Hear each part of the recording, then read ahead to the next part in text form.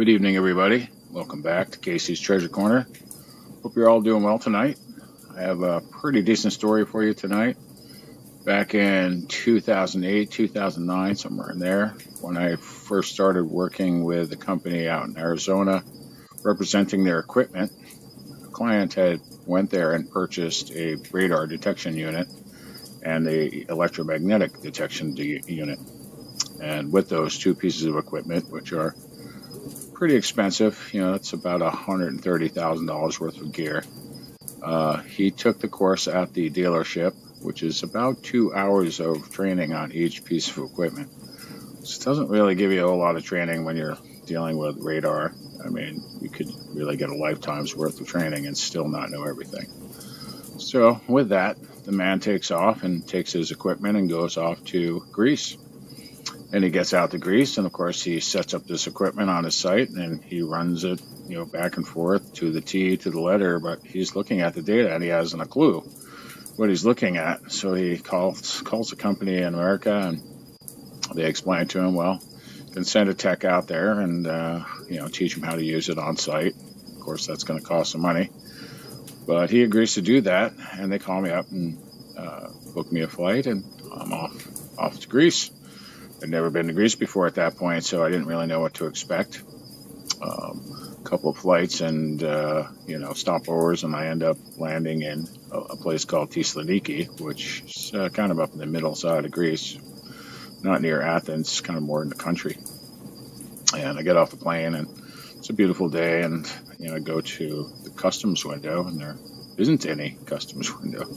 There's nobody there, so I'm scratching my head like, now what do I do? And then my ride shows up. So they're like, no, don't worry about it. You're all good. Get in the car. We get in the car, and no one stamps my passport. Off I go into a country with no stamped passport. So I'm already scratching my head. A couple hours drive into the country. Meet up with the rest of the guys' team, have some dinner, get some sleep. About 2 o'clock in the morning, they wake me up, say, okay, time to go to the first site.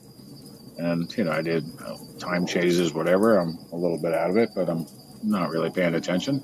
Sorry for the plane flying overhead. And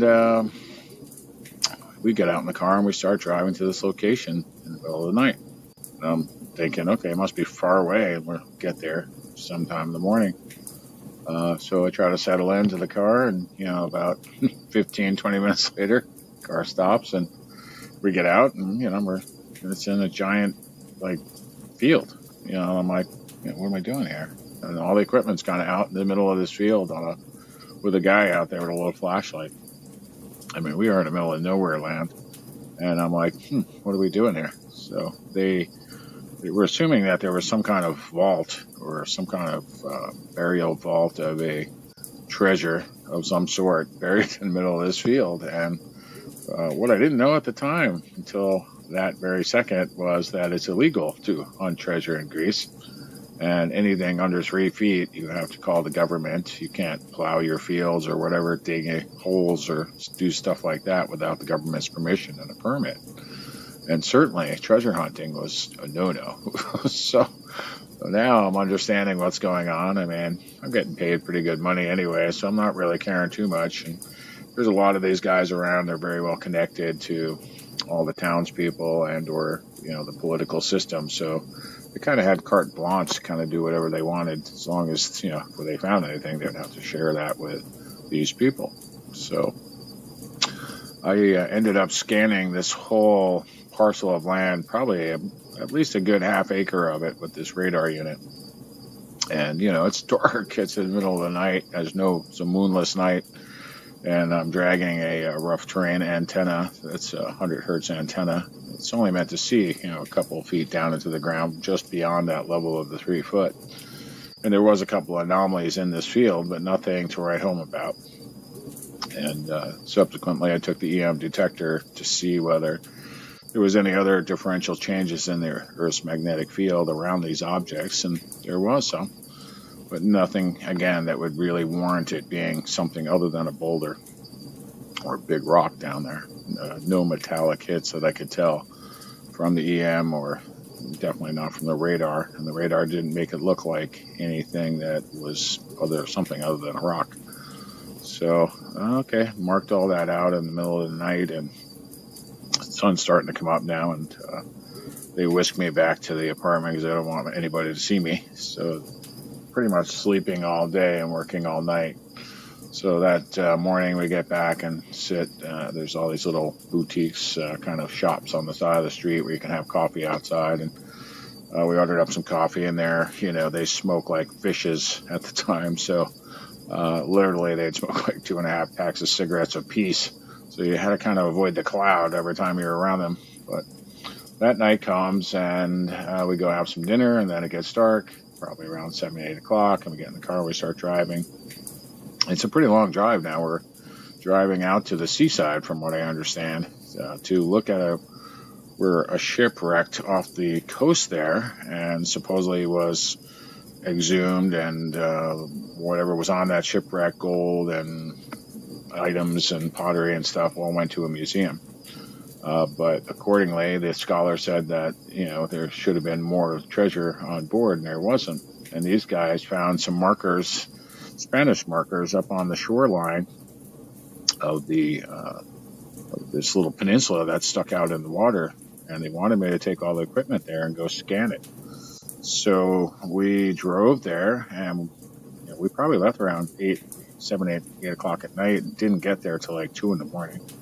And thankfully that night the moon was starting to come up on that side of the coast. It's right on the ocean. It's absolutely gorgeous. And I get all the equipment out. And again, I start making these grids for scanning. And it's pitch black. I can't see really what I'm doing. So I start to set up the grid. It's just way too dark to do anything. I'm going to get killed over there, climbing over rocks and tripping over bushes and stuff that I can't see. So I wait until somewhat of the morning light's starting to come up, and I really get to work at that point. And I do find this anomalous zone that's about 30 feet down.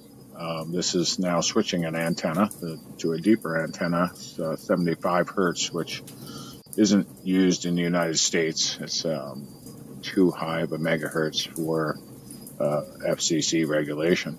But over there was no problem. So started out with a 75 hertz antenna, and I started to air-coupled antenna, meaning I hold it off the ground so it doesn't have to trip over all the bushes, as long as I keep it level. When I walk, I can get a good reading on it. So I started running back these grids back and forth, and ended up getting this pretty big anomaly of this room, and was tracking this void space. And I tracked it all the way back to the water's edge. And the sun's starting to come up now, and there's nobody around anyway. So I plotted all out on the rock where it is, and then, the sun's starting to come up, and people are starting to mill around. So they have a friend close by who has got a place right there on the water. So we went there and, got some food, pretty much slept during the day and hung out, waited for it to get dark, and then I went back over there with the EM detector and hit it again. And when I hit it with the EM detector, I got a giant hit right out of the same spot that was showing this void space. And everybody was pretty excited. It's about 30 feet down. And just above it was a big duck carved into a rock, and his butt was facing the direction of where I was coming from, this line of tunnel that led all the way back to the water's edge. It was all rocky and cliffy kind of stuff, and well-rounded giant boulders the size of cars, all kind of intermingled up on the shoreline. So, and the water was just baby blue. It was just the most gorgeous sight you ever did see. A little too cold to go swimming, but and there wasn't a whole lot of tourists. So scanned that, and they make a plan. They're like, okay, this has got to be the spot. All their story that led them there, all the testing leads, basically saying there's a void space here and some metal object in it. So they're pretty well connected overall. So they make a bunch of phone calls, and about 3 o'clock in the afternoon, this little drill rig shows up. It's trailer mounted, 5-inch drill rig with a tricone bit on the top, carbide. Mind you, this is like a rocky kind of escarpment that I'm scanning on. It's not very flat, but it's not very steep, only when it gets to the water's edge. So they back that thing up on there, and wrangle it up the hill to the spot, and try to cover it up with bushes to make it look like a big pile of dead bushes. And then wait for the sun to go down, and we hook up the pump right into the ocean water, and they start drilling. And it doesn't take long to go 28 feet with this drill. The rock, this bit just chews it right up. So I don't know, about 2 o'clock in the morning, maybe 3 o'clock in the morning, it punches into this space, and the drill's going down, and it's going down, and it's hitting rock, and then finally, it hits the roof of this space and just starts dropping, and we lose the water circulation that's lubricating the bit. So we pull the drill up, and of course they don't have a borehole camera. So, and at that point in time, even our cell phone cameras were pretty crappy, little flip phones and stuff like that. But we do get a flip phone down there, and it's on record, and it's spinning around on a wire, of course. But it was pretty interesting because as soon as it dropped through the ceiling, there was actually, it looked like a shelf in there that a 3-yard dump truck came and backed up and just dumped silver coins in a giant pile in there. And they weren't silver colored. When you had to, the camera almost had to be laying on top of them, on top of the pile of rubble that fell out of the hole when it punched through, and the coins themselves, and they were pitch black. You couldn't tell them, you couldn't see that they were silver, but you could see is this, like, it looked like a bunch of cobblestones in there all stacked up. But and it was dry but damp. So the thing was laying, the camera phone was laying right on top of a coin. And that's the only way we knew it was coins, is when we pulled back up on it, and it slowly kind of picked up, the lid picked up off the top of the pile of coins and stood still for a second, kind of wiggling. You could actually see the coins feature through that black crusty stuff that was on it. Just tarnish and old age, I suppose. And it was just amazing. I was like blown away. I'm like, oh yeah, we're in the money now. So of course, it's not my site. I'm just there to do the work and kind of help them and guide them. And so they pull the drill rig off the site, and again, now it's like sun up's coming. We have to skedaddle off that hill. They make a bunch more phone calls, and just before the next night comes, they have their whole team is out there, and they got explosives, and they're going to blow this thing up so they can get in there. And mind you, it's 30 feet down, and I don't know what they're thinking. I'm telling them that ain't going to work, but they ain't listening to me. So I'm basically staying kind of away from that location, and we go back to go put the camera down there again to look at it. And as soon as the camera gets through the top of the hole, it gets soaking wet. It's full of water this time. So now we're like totally baffled. Before, the first time around, it was dry. Like 12 hours later, it was wet, meaning that location was like a P-trap. The ocean water would come in at the tide line and fill the whole thing up, just like your sink drain does. It would go in the P-trap and kind of fill that whole thing up, and right up over the treasure itself. And then when the tide went out, it would drain that whole ledge down, but the trap part would still be full of water, and the tunnel that went to the ocean was still full of water. And the tunnel that went to the ocean, when I looked in there at the daytime, you couldn't see anything. It was just sand and rocks and no openings to swim into this thing or anything of the sort. So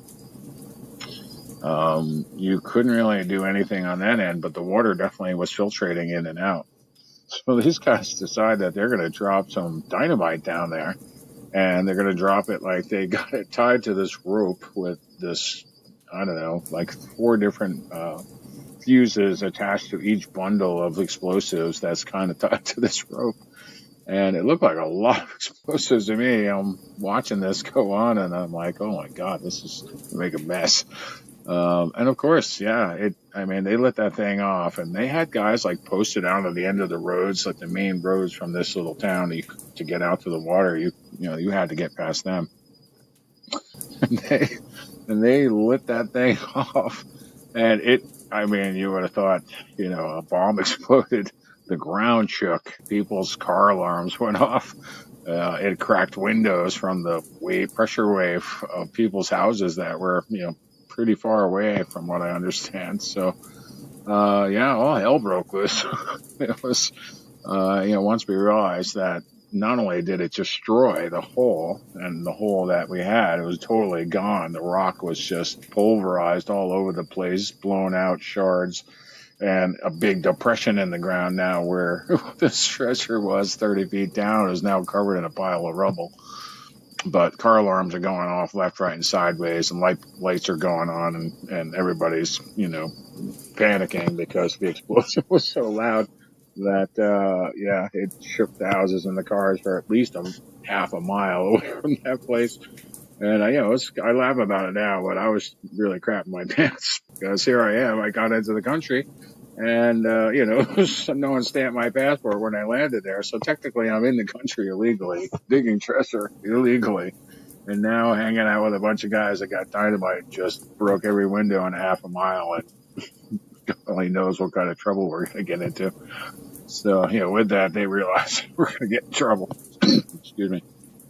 And they shoved me in the car and whisked me away from there and took me back to we drove back all the way back up into the mountains. It probably took about 10 hours to get out of there and back up out of nowhere. So, from what I understand, a couple of their guys got, thrown in jail and a slap on the wrist. And as far as I know, they probably went back and recovered the treasure, but at the time they just left it alone. And I don't know how they talked their way out of it or whatever, but it just goes to show you the unscrupulous methods that people go through to get to some treasure. And I'm just happy I got to see it in the cell phone and was really hoping to have at least one piece to take home with me. But that's just not the case. But the experience was pretty amazing. So got to take it for what it is. And I hope you guys enjoyed it. There's some crazy stuff out there, and there's a whole lot of treasure to be found still. So we're going to go after it. We're a whole lot smarter than a lot of people, and we're going to use that to our advantage and use you guys as in the community to help protect it. So with that, I will see you guys next time on Case's Corner. Have a great night. Bye-bye.